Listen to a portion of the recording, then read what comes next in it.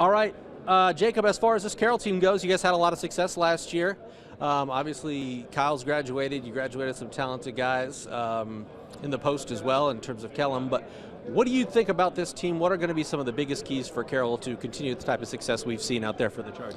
Well, we're definitely going to miss Kyle and Kellum, but we have a lot of young guys who are ready to step up, and this team's going to be different than the past couple of years. But I think if we all play together and we all do what we can, do our role, then we should be pretty good and be a successful year.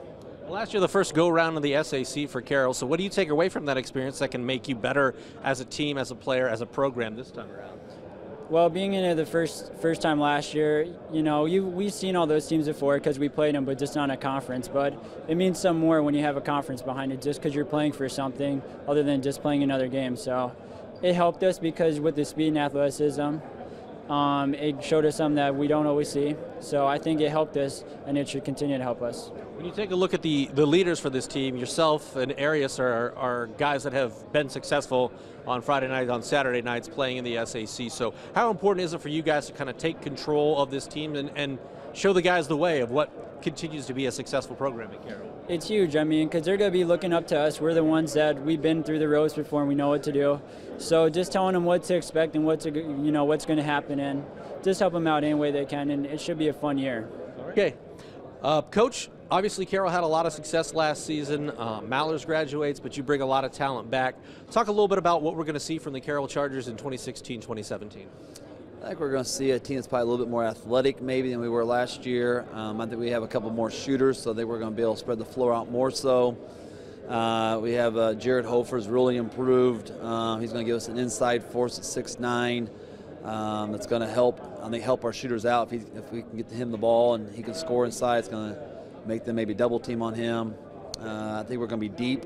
We have about 8, 9 guys that can play and not lose much. So I'm very excited about this squad, what we have, and our leadership in Jacob, and I think we have another good year. Mallers was an Indiana All-Star, but Jacob obviously has a lot of talent. Arias Jones, we've seen have some big games. How important is it for Arias and for Jacob to be leaders for this ball club heading into the season? It's probably the most important thing. I think that we can't have guys go into a season or a game saying I've got to get X number of points, because then we're not going to be using all of our talents. So, part of being a leader is sharing the basketball. Part of being a leader is making sure that you help other guys create opportunities to score, not just worry about yourself. So they can do those things, and we're going to have a lot of fun. When you take a look at practice beginning on Monday, what is priority number 1 for this Carroll team? Right now, it's really next Monday. It's going to be the 7th, but I think it's just we have some tough situations and cuts to be made. We got a lot of guys that can play. We got to figure out where they're going to fit in our puzzle that we have this year.